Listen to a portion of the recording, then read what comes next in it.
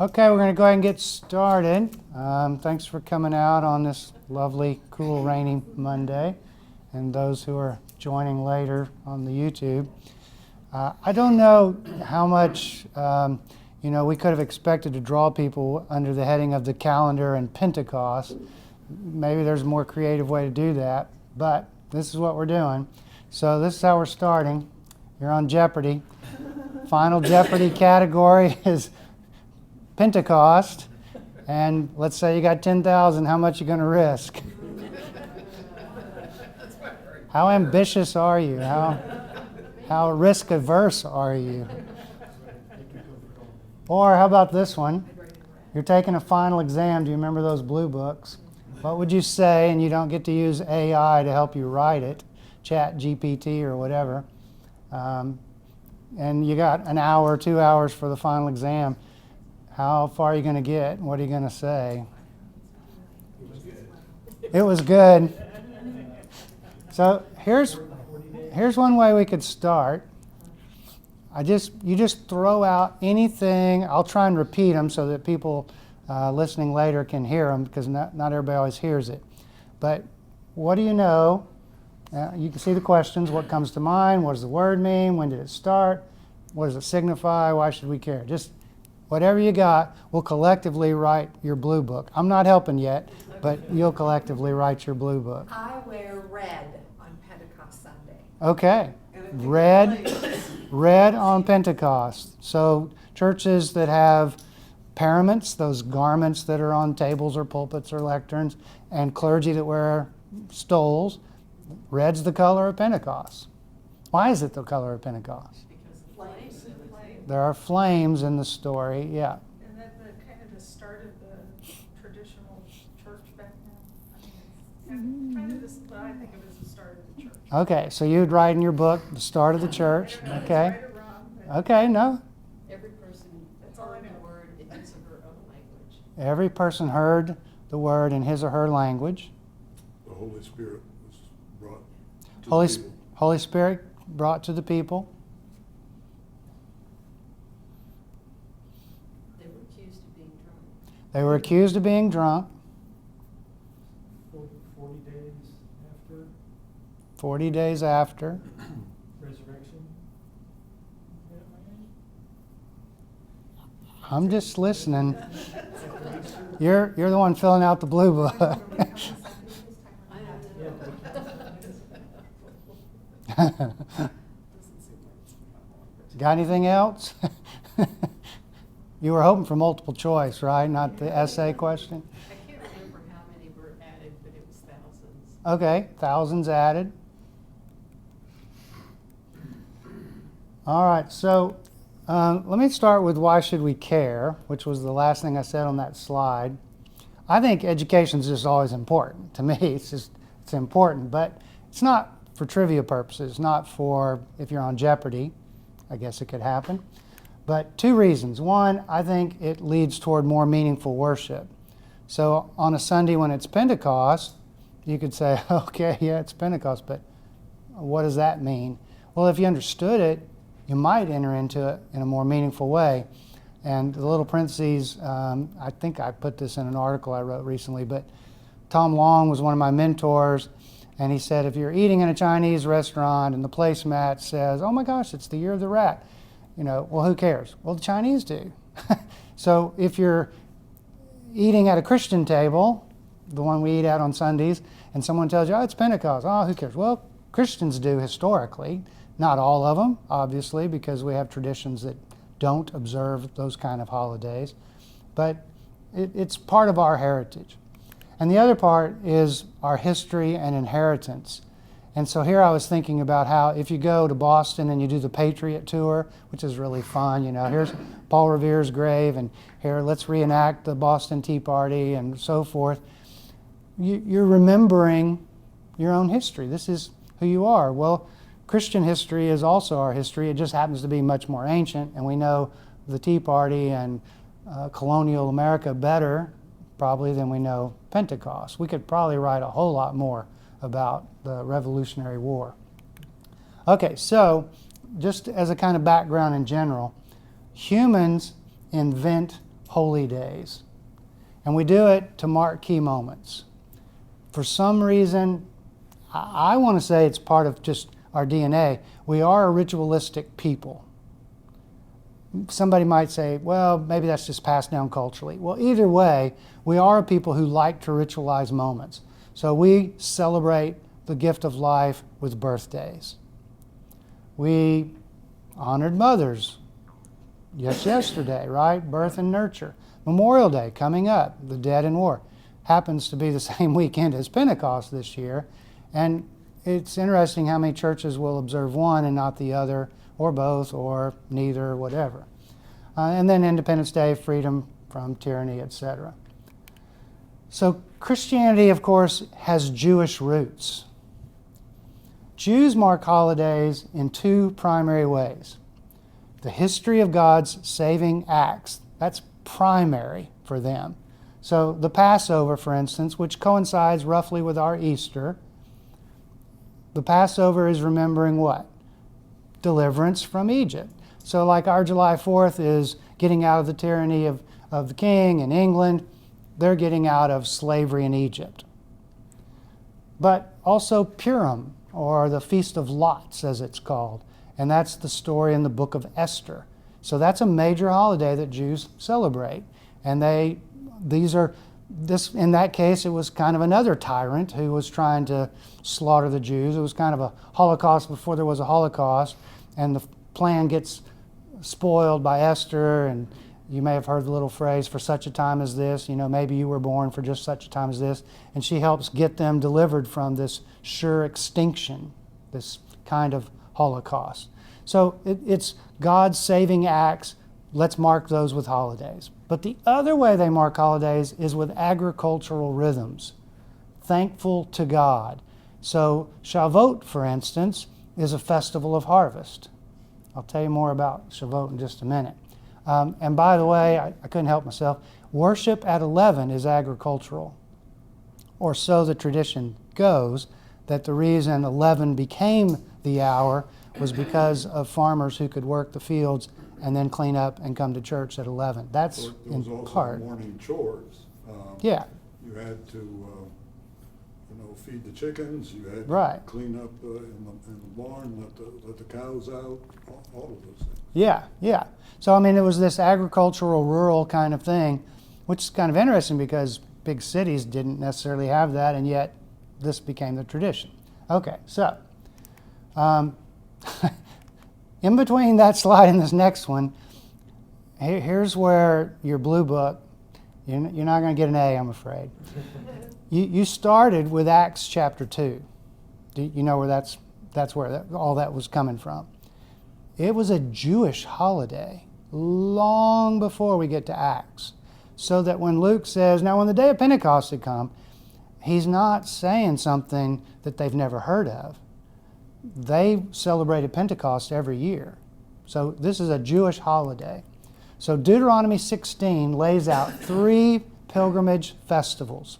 These are the 3 times a year that not only is there a holiday, but you're supposed to go up to Jerusalem.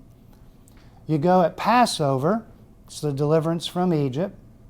You go for the Festival of Weeks, which is called Shavuot. That's what we just saw a minute ago. So it's an agricultural thing. It's the end of the harvest season. And you go for the Booths, the Festival of Booths, which remembers how when they left Egypt, but before they entered the land, they wandered around in the wilderness for 40 years. And so tradition has it, you celebrate this Festival of Booths and everybody sleeps in a tent and remembers that, hey, we were homeless for a long time until God gave us a land. Okay, so the barley harvest coincided with Passover. So let me just kind of see if I can clarify here. So Passover starts because of what? Deliverance from Egypt. Just so happens it coincides with an agricultural thing, the harvest. So what you find in the history of holy days, especially in Judaism, but in our culture too, is this coinciding of some act of God and some agricultural rhythm. So what they did is they found a way to kind of meld these two things in one. We're going to celebrate at Passover, God delivering us from Egypt. Remember, we were slaves there. But it's also coinciding with it's time to come to Jerusalem. We're bringing the harvest. And so these two things kind of meld together. The same thing happens with the Festival of Weeks, or what we call Pentecost, or what the Jews call Shavuot. The Festival of Weeks, which is 50 days after Passover. So, again, it's harvest-based, but I'll show you in a minute how Jews have taken what is harvest-based, agricultural, and also made it theological. Now, and that's not to say the agriculture isn't theological, because you understand they would recognize that as this is God's gift to us, this grain, this food, this is a gift. So they would see it as both agricultural in the sense of God's providing, and they would see it as theological, and I'll show you what Shavuot does in just a second. Are you with me so far? It's kind of a little bit to take in. Okay, so here's what happens. The agricultural meaning originally was largely replaced by celebrating the giving of Torah. This makes no sense, but hang on, it will. Okay, so here's what I mean. From the beginning, Shavuot was a harvest, celebrating the harvest. God's provided. It's 50 days after the Passover harvest. It's the end of the harvest season. It's agricultural. Thanks be to God, giving us this bounty. But over time, and it's not very easy to establish when this happened, probably because it happened over a long time, and Jewish tradition doesn't really care about the facts. This is what happened. It started to be a celebration of the giving of Torah and this agriculture. And the Torah, tradition said, was given to Moses 50 days after they left Egypt. Now that's probably not historically true. But it's a great way to say, well, the 50 days of harvest happens to coincide with Moses goes up on the mountain, gets the Torah 50 days later. So now if you go to Israel, and you can even see it, see that little picture at the bottom? It's blended these two things, right? It's got a Torah scroll next to some wheat. And so they've blended the two. But here's what's really interesting. I've been in Israel now 4 times on Shavuot, just by coincidence. Happened to be there on Shavuot. The whole place, secular as well, shuts down because they'll use any excuse to shut down and have a holiday. And the secular and the observant, they celebrate it.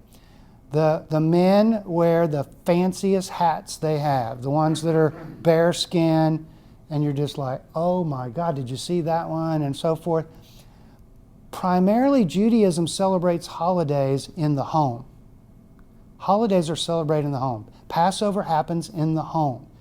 Really, synagogues, you go to the synagogue, but everything else happens at home. So Christians go to church to celebrate Christmas and Easter and Pentecost.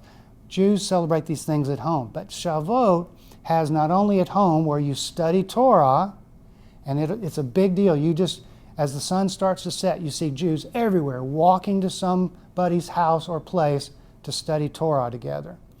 And I couldn't see this because in the Old Town, and that's the Western Wall there is this big hootenanny, that's not Hebrew, in which all of those dressed up men go to the wall. And so there is some public ceremony as well, but it's mostly going to happen in homes. Study of Torah and the grain harvest. That's the history of it. So if you, and we'll get to this in just a second. Okay, so let me just pause. What are you processing? What thoughts, questions do you have? Are you with me so far? Does it make sense? We were just chatting. I have a question.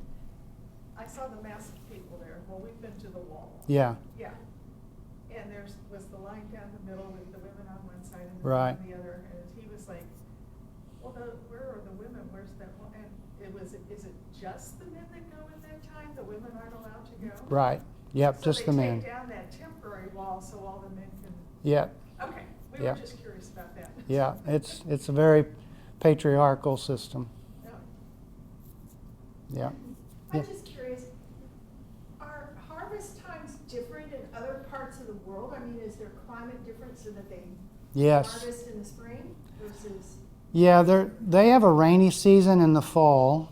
They have an arid season the rest of the year. It's only a couple months of rains, Okay. and then everything is stored in cisterns and so forth. And so, yes, they have a very different climate, and the harvest is. More in the spring.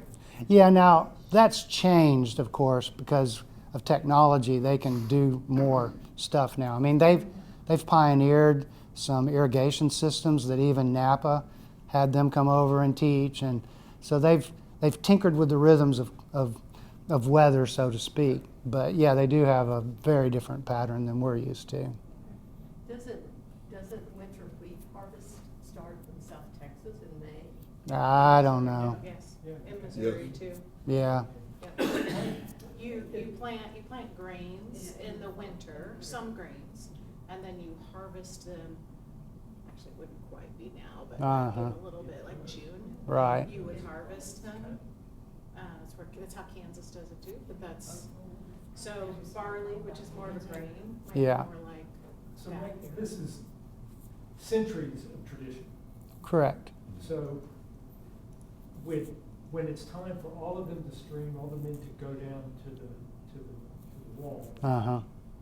they didn't have to get the paper and turn on the news to see, well, how am I going to get there? I mean, everybody knows you're just going to go. Right. There is no central church hierarchy putting out, okay, guys, at this time, this is going to happen. No, but Shavuot now has if you look it up, if you say, hey, Google, when's Shavuot? There's like this 2.5, 3 day Uh-huh. time now. I was gonna ask how long it was. Yeah, it's like 2.5, 3 days, I think. And of course, the day starts at sundown. It's going to end at a sundown on whatever date. And honestly, while we saw everybody going to Torah studies, we only heard the commotion from a distance. You could hear this, people going, but we never even thought about trying to get close to it, and probably couldn't get close to I it. guess my question or statement was, it would seem that with centuries of tradition passed down, Right. everybody knows what's going on. Oh yeah, oh yeah. Is there a special significance to the western wall, the Wailing Wall? Yeah, it's the Wailing Wall, sometimes called the Wailing Wall. It's the only piece left from the second temple that was destroyed, and so it's the closest you can get to where the Holy of Holies was. It's the closest you can get to the tabernacle in which God's glory reigned, and yeah. Okay, so why do we call it Pentecost then? Well, because Alexander the Great conquered the Mediterranean world and Hellenized it, or as some people like to say, Greekified it, right? So it becomes embedded in Greek culture and language. So even Jewish writers like Josephus and others started to use the Greek word Pentecost, which means 50 days, as opposed to the Hebrew word Shavuot, which means weeks. So it's the Greek equivalent, not exactly, but it's a Greek equivalent for Shavuot. So this term, when Luke writes, Book of Acts, that you all got right on your blue book, when he writes Book of Acts and says when the day of Pentecost had come, well, if he had been writing in Hebrew, if Alexander hadn't conquered, if they were still Hebrew people in their language and so forth. See, they're Jewish in their culture, but their language is Greek. If they were still Hebrew in their language, he would have said, now when the day of Shavuot came, and he would have used Hebrew to do that. So anybody reading it in the first century, all Jews read their Bible in Greek. They read the Septuagint. So when he says, when the day of Pentecost come, everybody knows, oh, yeah, sure, it's the harvest. Harvest / Torah, giving of Torah, because that has started to happen. And so Easter occurs roughly around Passover. You know that every year. Pentecost, Shavuot, whatever you want to call it, 50 days later. Okay, so Acts 2, when the day of Pentecost had come. It's not a new thing. It's an old thing, right? It's the Shavuot. Some Christians have just kind of done a Jewish thing here, really. They've hinted at, well, what if it's a harvest of souls? Becky, it was 3,000 people were added to the church that day. So some have said, oh, it's at a festival of harvest, there was a harvest of souls, 3,000 added. Others have said, well, if it's a renewal of the covenant, this is when the covenant's given to Moses by their tradition 50 days later, then what you could have is, here's a renewal of the covenant. God's pouring out the Spirit upon these people, that kind of thing. You know, those are just ways to try and make meaning out of what was already happening. I think well, let me put it this way. What's not in Acts 2, and just to kind of clarify, if you say, hey, I went to the church the other night and there was a class on Pentecost, I don't know who all you talk to, but if you talk to some cousin somewhere, they might say, oh, yeah, we go to a Pentecostal church. That's a totally different ballpark. Totally different. Pentecostalism, well, as I put there, they believe in speaking in tongues, which is not what's going on in Acts. That's what Paul describes in 1 Corinthians, glossolalia, which is this ecstatic utterance in which people spoke a language, not even a language. It's some heavenly language. And Paul said, well, you're going to have somebody interpret that so that people can understand. That is not what's going on in Acts 2. That's where people heard in their own language, and it describes in there all the places they came from. They heard in their own language what Peter was preaching. All those people from Parthia and Mede and Edomites, all those folks that he mentions, they're all Jews. It's a Jewish holiday because it's Pentecost. It's Shavuot. So all these Jews from all over have come for Pentecost, and they're going to hear it in their own language. So just again, the Pentecostalism is a kind of theology that's birthed much later, roughly around 1900 actually, and this notion of being slain in the Spirit. If you've never been to a Pentecostal church, you know, after the sermon, there's a hymn, and you're supposed to come forward and repent of your sins and accept Jesus. And the ministers go around with Kleenex, and they might smack you on the head, and you just fall down, and you repent of your sins. Well, that's nothing to do with Acts chapter 2. But they borrowed that. Why did they pick the name? Yeah. Well, they conflated the tongues in Acts 2 with the 1 Corinthians. All right. Yeah. Okay, but what Pentecost is in Acts 2, besides all that we've said, the Spirit is poured out, and it's poured out as power. Acts 1:8 is a pretty fancy, well-known verse. You may have heard this one before. You shall be my witnesses in Jerusalem and Judea and Samaria and othermost parts of the world. But it says when the Spirit has come, you will receive power and you'll be my witnesses. So for Luke, what he's saying is, at this Shavuot, at this Pentecost, the Spirit came and it was power. And the whole point of this power wasn't that you'd be slain in the Spirit or that you could understand another language or you could speak whatever. The point of this was you'd go out to testify about what God is doing in the world, and it would start, and it's just the opposite of the Gospel of Luke. It starts in Jerusalem, goes to Judea, Samaria, parts of the earth, whereas the Gospel of Luke kind of goes the other way and gets us into Jerusalem. And then there's, the language of all the nations. Again, it's just among Jews. And so that's why I keep saying that it was only among Jews, is that when we say it's the birth of the church, you get partial credit for that. When you say it's the birth of the church, it's a little bit tricky, and here's why. It's only Jews. And the church, to be the church, well, it will become a Jewish/Gentile thing. So there's a sequel later in the book of Acts, in chapter 11. It's actually the story that Carla read yesterday, because when Peter gets through preaching, the Spirit falls upon the Gentiles. So you could argue that that's it. But if you want to know where Luke first uses the word church in the book of Acts, he uses it in chapter 5 when Ananias and Sapphira lie about their offering and are slain. They're killed, not in the Spirit, they are killed. Peter says, you lied, boom, and they drop dead.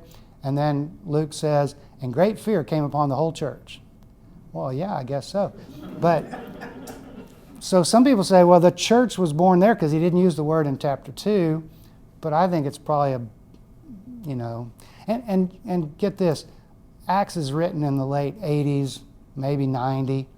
So this thing that we call church or whatever, it's still trying to figure out who it is, because in 70, when Jerusalem's destroyed, that's when Christianity, if you want to call it Christianity and Judaism, Jesus followers and non-Jesus followers of Judaism start to have their split. And then, of course, the inclusion of Gentiles happens.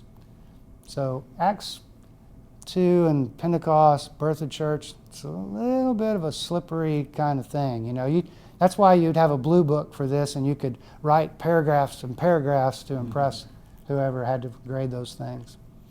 Okay, thoughts? What are you thinking? Just curious, in line with that, the Pentecostal sect, Uh-huh. how, with the true meaning of what Pentecost means, how could they, I don't understand how they incorporated that into that denomination of glossolalia. Yeah, well, Pentecostalism, and there are varieties of it. Assembly of God is Pentecostal. Some other holiness movements are Pentecostal, but probably the best known is the United Pentecostal. I mean, you know, it's obviously a complicated history, but the notion of personal experience, emotional personal experience. It was born out of a revivalistic movement in California, early 1900s. It spread. You know, it's just a different trajectory of Christianity. I mean, I don't know what else to say about it. So Pentecost is really just a marking of time. It's a holiday. It could have been on the 4th of July, all these people got together and did these things. Yeah, or maybe 50 days after the 4th of July, Yeah. when we celebrate independence. Yeah. But imagine July 4th coinciding with harvest, which we associate more closely with Halloween or Thanksgiving. So imagine an overlap there, and then imagine we're agriculturally based and harvest time is a big thing with some kind of religious symbolism. Yeah, but it's a marker of time, but it's a specific Yes. twofold agricultural harvest and Torah. And some people believe that the reason the agricultural kind of slips away in Torah is because their culture changed. They weren't as agriculturally based because you had advancements in tool making and merchants and, you know, what we would call commerce. Well, you talked about our church hour being 10, 11 o'clock so that the farmers could do their chores in the morning. Where I live, that's changed. None of those farmers have animals anymore. So church is now very early in the morning, Yeah, 7 or 8 o'clock. right. Yeah. Okay, we're going to keep going. John's Gospel has a Pentecost. So if you really want to get an A on the final, you're going to want to put John's Gospel too. So in John's Gospel, it's not 50 days later, it's on the first Easter, on the day of resurrection. So Jesus appears twice, actually. The disciples rejoiced when they saw the Lord. Jesus said to them again, because he just got through saying this, "Peace be with you. As the Father has sent me, so I send you," which has that kind of, remember Acts 2, you're going to go out and be witnesses. And then when he had said this, he breathed on them and said to them, "Receive the Holy Spirit." So you not only have the sending, but you've got a breath, which is the same Greek word that Luke uses in Acts for a wind. But in Acts 2, that fire that you all talked about is accompanied by a mighty rushing wind. Well, John, when he gets around to telling his version, which is written after Luke, we speculate whether he had a copy of Luke, but he says it was on Easter, wasn't 50 days later, and it was a gentle breath. So there was wind, but it was a gentle breath, and he's very clear about that. So Jesus breathes on them. Does that ring any bells whatsoever in the Bible? A gentle breath into their nostrils. Creation. Genesis, yes, the creation story in chapter 2, right? God breathes down and breathes life into them. So John loves to tell Genesis stories over in a different way. That's why he starts his gospel. In the beginning was the Word, right? In the beginning. And he's got Mary in the garden, and she says to Jesus, "Are you the gardener?" Well, yeah, he is the gardener. I mean, theologically. So John's version is different.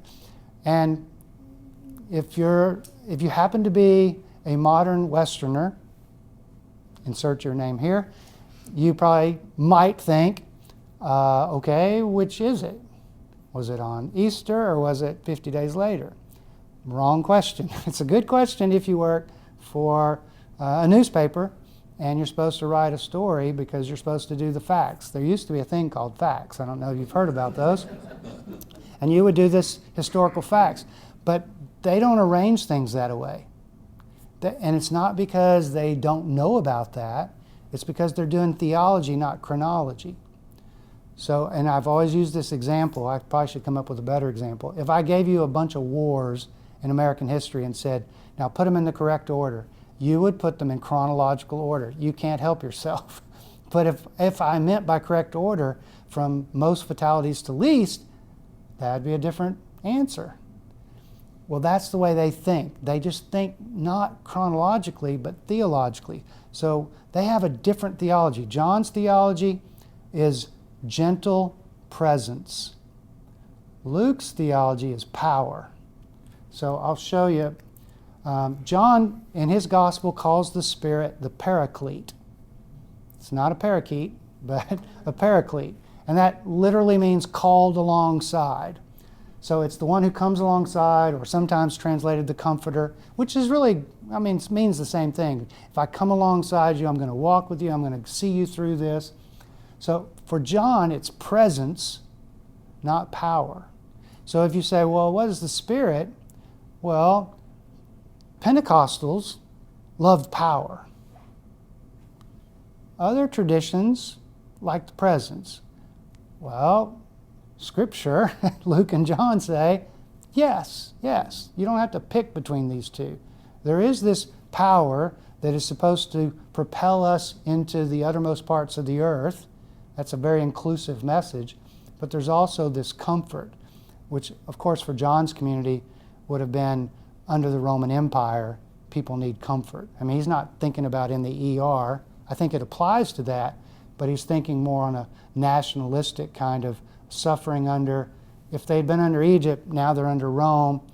We need comfort in this horrible situation in which we find ourselves. And those who are going to Israel with me, and some have been, I will always stop on the tour and tell you the story of the gentleman who went missing and actually died in Israel.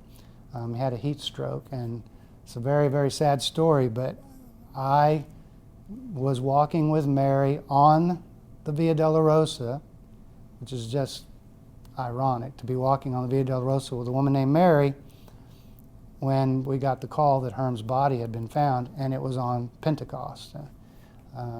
So I always think about the Spirit in John as the one that comes alongside Mary in her time of loss.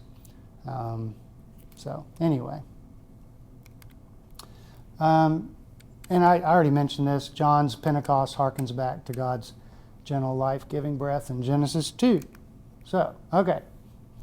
Got one more section to go, but any other thoughts or questions? Mike, Mm-hmm. was John written before Acts? No, it was written after. Contemporaneous? Yeah, we have a really good sense that the gospel was written mid-80s and Acts. So there are a few scholars that will put it as late as John, but most will say no, John's the last written gospel of the 5 documents. This is after the temple's been destroyed. Yes. Could it be 2 authors ministering in 2 different ways? Oh yeah, absolutely. Two stories for those who they were with, based upon what they needed to do. Yeah, I think when the gospel writers write and Luke gets 2 volumes, he ends up writing a 4th of the New Testament. When they write, they want to tell you the story of Jesus, and in Luke's case, and the story of the church or his followers, but they're not doing it to take you back. they're doing it to bring that story into the present. And by doing that, there's a lot of wink, wink. Like Jesus goes into the temple. Wink, wink. We don't have that anymore. And he says this, and wink, wink. This is the situation that we live under. So, there's just a lot going on there. But yeah, that's clearly what's going on. But they just have very different theologies. I mean, John is sometimes called the maverick gospel because the first three, they don't see it exactly the same. That's very misleading. But Matthew and Luke have started with a copy of Mark, and they cut and paste a lot. But then occasionally they make some distinctions. John comes along, he may or may not have a copy of Mark, he may or may not have a copy of Matthew and Luke, but he could care less because he is going to do his own thing. He's going to be pretty clear that it's a 3-year ministry. We wouldn't know that in the other 3. He's not going to have any parables. He's going to have the upper room story take like 6 chapters just for the Passover meal and his final words. I mean, he's just totally different way of, he's going to have Jesus cleanse the temple at the beginning of his ministry instead of the end. He's going to tell signs. I mean, it's just a radically different theology. And they're very creative. They're very artistic too.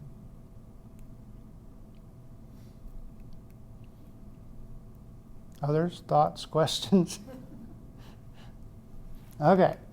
So just real quick, rhythms of the Christian year. I think I wrote this in the newsletter article recently. Easter is really 50 days. So I don't know how clearly you can see that chart, but it starts at the top with the little purple piece of pie, Advent. That's the first Sunday of the year for Christians. It's like, 4 Sundays left for Hallmark, but for Christians, that's the beginning of the year. And that's a Christian calendar. It's not a Jewish calendar, obviously. And then you get Christmas, and then you get this little bitty slice, if you can read it, called Epiphany, which just means appearing. And so the church tells stories about Jesus showing up on the scene, going to a wedding, turning all that water into wine, stories of his appearing. And then you go back into ordinary time, which doesn't mean ordinary, by the way.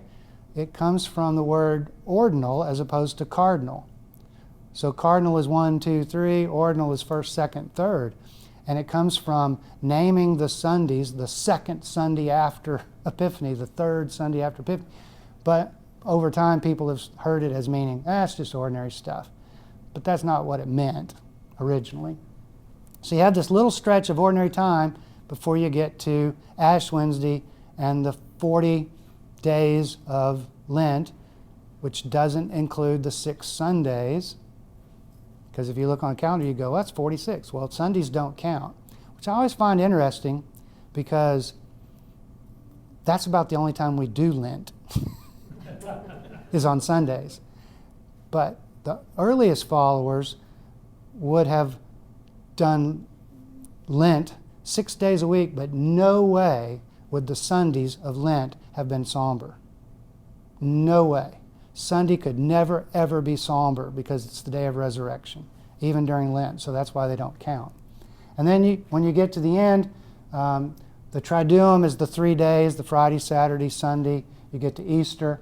And then, and it's the chart doesn't do all the justice to it, but we have 50 days of Easter.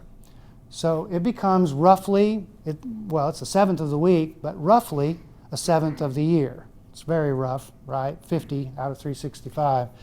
But then here's the question. I have a suggestion.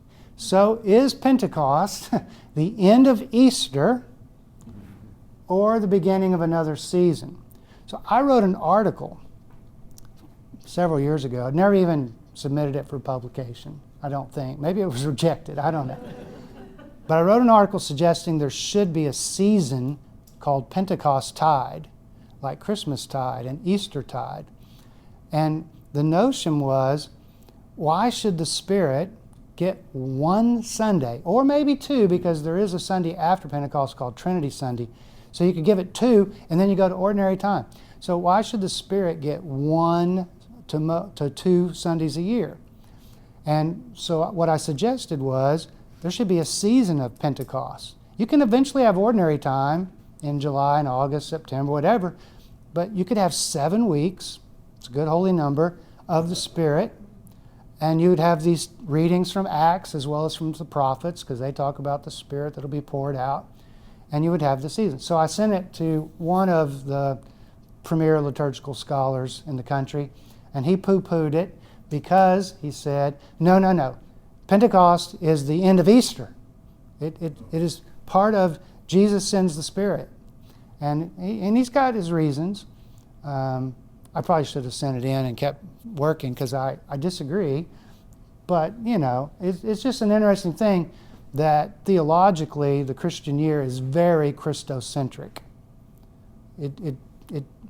There's 4 readings every week in the lectionary throughout the year, but primarily the script, even though there's an Old Testament reading and a Psalm reading and a Gospel and an Epistle reading, primarily they're out to tell the story of Jesus. And so the story of the Exodus or the story of the exile, they're there, but those are minor compared to the story of Jesus. So if you're going to tell the story of Jesus, though, if I was reworking the lectionary, I'd say, well, let's tell the story of our heritage, our siblings, the Jews. Let's tell the story of the Christ, and let's tell the story of the Spirit. If we're going to do something that's Trinitarian, which, can be argued.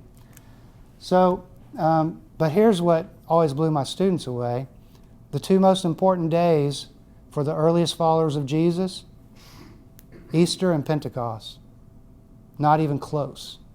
Not even a contest. That was the 2 most important days. Christmas doesn't make an appearance for about 100 years. Only Matthew and Luke bother to even tell the story of his birth. They only give a page or 2 to it. And it becomes a fascination of early Jesus followers late. Pretty late. 70 years after he's gone. And some would argue, primarily because they're obsessed with, well, is he born of a virgin? And, who is he? And is he the Christ? Is he God come down? And they get into all this stuff. And then, of course, the rest in the sense of it becomes commercial eventually, right? Christmas. But if you ask people now, what are the 2 big holidays of Christianity? They'll say Christmas and Easter. But that's true now, but historically it's not.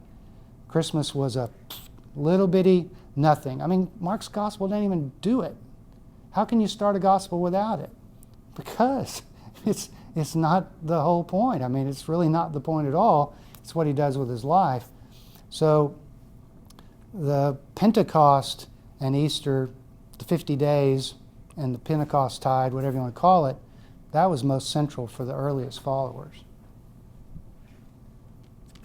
Thoughts about that? It's kind of surprising to a lot of people. But it also makes sense when you realize Christianity is a sect of Judaism.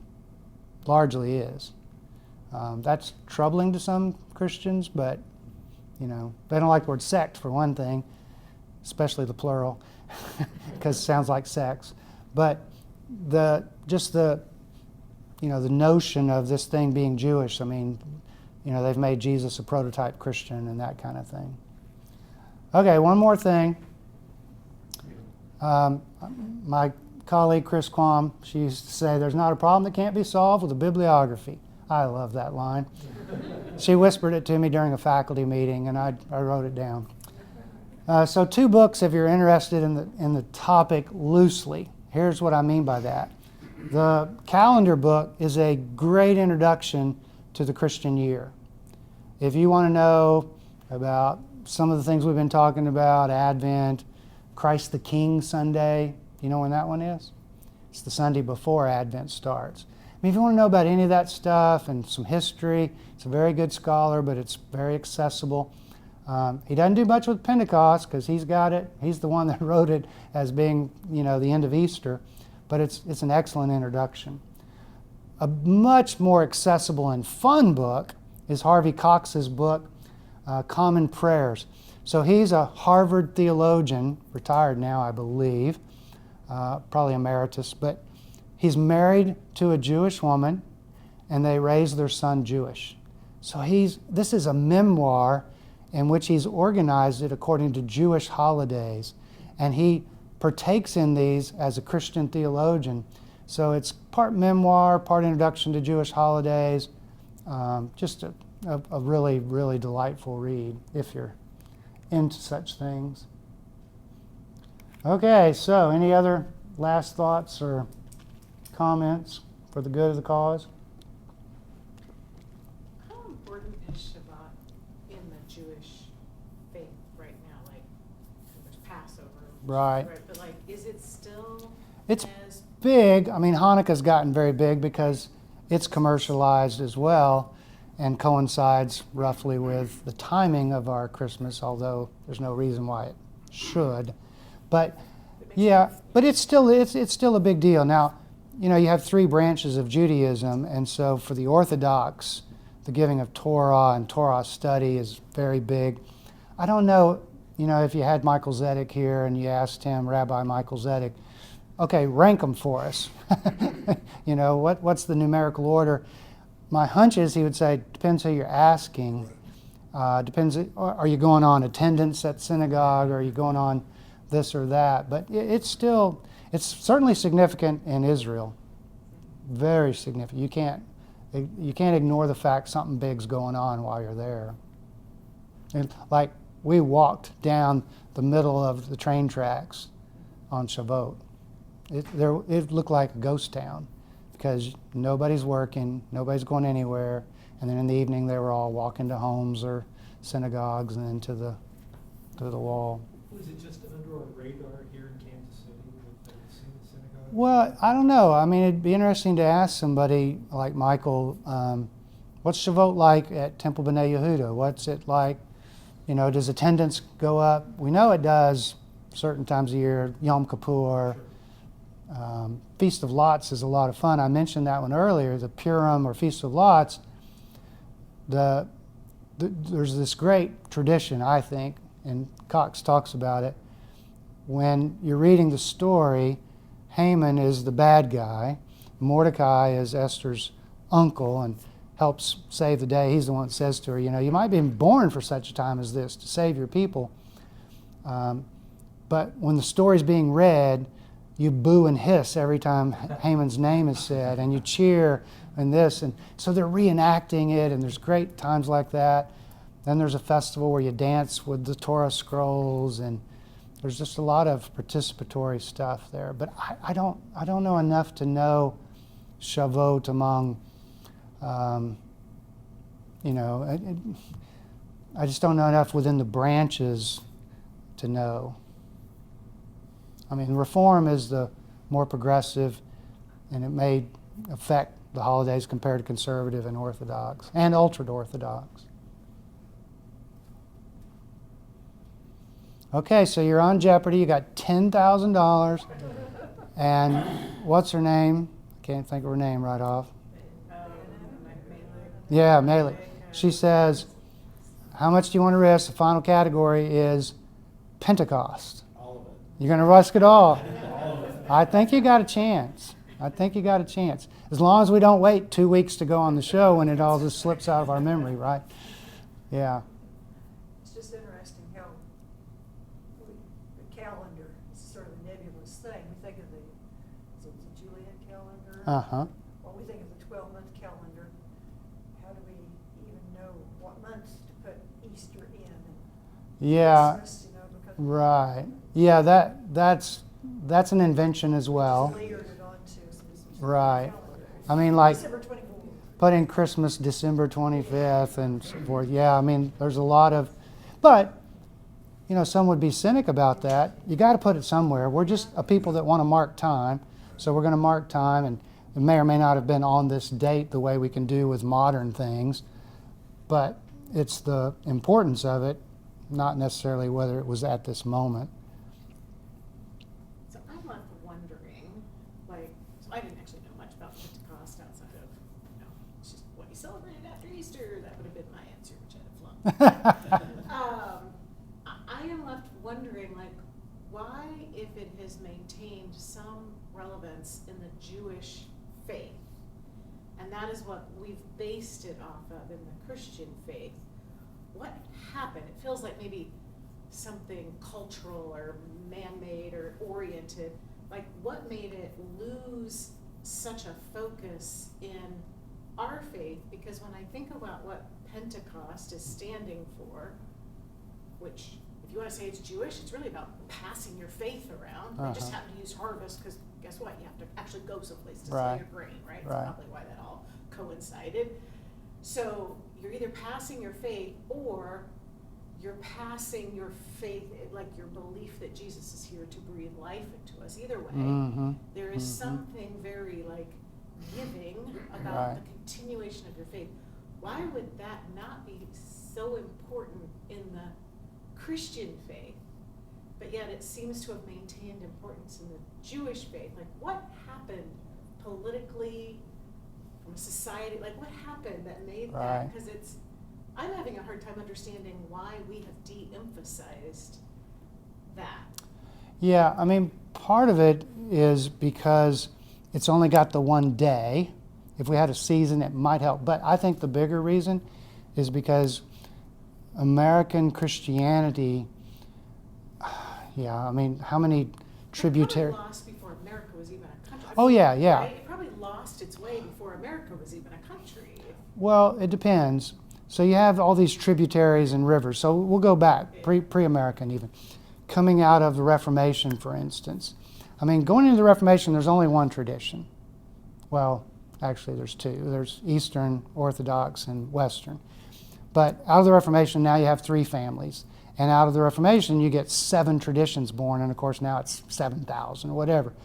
But you had a liturgical tradition going into the Reformation in the East and in the West. And they would have been very big on it. But coming out of it, a lot of what happens out of the Reformation is good. It's positive. But a lot of it is throwing the baby out with the bathwater. So what happens among Protestants, for the most part, not exclusively, is if Rome did it, we won't. If Rome had stained glass, we will have ugly buildings. That's a theology they had. It was a reaction to Rome. So if Rome had priests, we won't. And if Rome had liturgical rhythms and colors and, we're not going to do that. That's Rome. And you can see it even still to this day. There are a few people, even in this congregation, I've heard people say, I don't like the 9 or the 10 when you have to get up and go to communion. And if you ask them, they'll say, it's too Catholic. Well, now who gave the copyright or the, whatever, to the patent to the Catholics on coming forward for communion? But they want to pass trays because that was a tradition that was born out of Protestants saying, we're all priests. I'll pass it to you, you pass it to this person. So it's, in some ways, it's an overreaction to that. And that explains a lot. But because culture and time are complex, what you have in the 20th century, especially from 60s on with Vatican II, when Catholicism reforms, it affects Protestants. And Protestants, even though they don't want to admit it, a lot of reform after that is influenced by Catholics. And so you have traditions, this is hard to believe, but there are traditions like Lutherans and Methodists and Episcopal and Presbyterian and disciples who didn't used to do these things, who resurrected some of these traditions. And so they had things like Advent and Lent and so forth. And even some evangelical traditions now are doing Advent and Lent. And even 10 years ago, they wouldn't have done them. So it's just the kind of the rhythms, but people don't even know that they have an allergy to Catholicism that's in them. But that's the root of it. Yeah. Yeah, so I mean, I think it's a really good question, though, because like what Judaism did is they transitioned out of an agricultural meaning to largely a theological one of Torah, and Christians could have embraced some combination of that, but what we've done in Luke and John's theology is moved to spirit, and because you don't find that at all in the Shavuot, spirit and inclusion, global inclusion. So it's a different, but you know, like you say, regardless of which one of those meanings you assign to it, why did it disappear? Well, I think the Reformation's the main culprit. Yeah. Which is And there's interesting. such an emphasis on Easter too. I Right. mean, If it was 5 months after Easter as opposed to a pretty short time frame, I think it might have Yeah, see, stayed intact a little more. and early Christians, when they did have Easter and Christmas, they invented seasons of preparation to make it bigger. Because you can't find Advent and Lent in the Bible. These are inventions of preparation for the one day. But there's no preparation for Pentecost per se. It's really still in the shadows of resurrection. That's why I wrote the article saying, well, let's have a tide then of Pentecost. Let's celebrate the Spirit for 7 weeks. And I know some churches that leave up the red banners one day and that's it. And I know some others that, I mean, I won't name names, but who said, well, I take it down right away because I don't like the color red. And so we put up green or whatever. So, I mean, who knows how some of this gets going. I've read all the time as far as I'm concerned. Yeah, if you're a minister and you have a red stole, you get to wear it once. Yeah. Unless you go to an ordination, because you wear it at ordinations. I would say one of my other final takeaways goes back to your comment about Christianity being a sect of Judaism. Think about how many problems in the world would not be problems if we still thought of ourselves that way. Yeah, you're right. Yeah, a lot of them. Wouldn't solve everything, but it'd be It'd solve a lot of things. it'd be a big step. Yeah, and there are people writing along those lines. I mean, Amy Jo Levine's book is definitely the classic. Well, I hope you get on Jeopardy, and I hope you get Pentecost. And thanks for coming. Thank you.